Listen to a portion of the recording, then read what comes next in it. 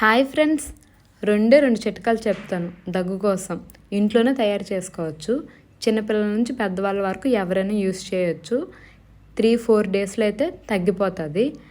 బయట సిరప్లో అయితే దగ్గు కోసం అయితే కొనుక్కోవద్దు, ఎందుకంటే అది వాడడం వల్ల మనకి ఎఫెక్ట్ చూపిస్తుంది. కాబట్టి మనకు కావాల్సిందల్లా సాల్ట్, పసుపు, తేనె, మిరియాలు, నిమ్మకాయ.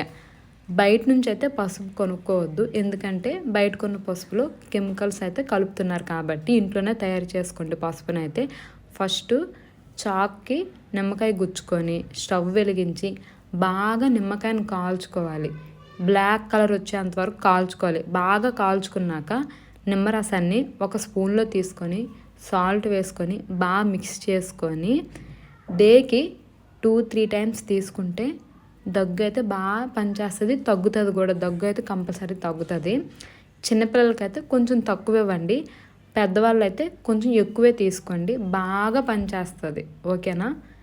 రెండో చిట్కా వచ్చి గొంతు గరిటలో తేనె తీసుకొని స్టవ్ వెలిగించుకొని గొంతు గరిట పెట్టుకోండి. తర్వాత ఆ తేనెలో మిరియాలు వేసుకోండి. మిరియాలు వేసుకున్నాక పసుపు వేయండి.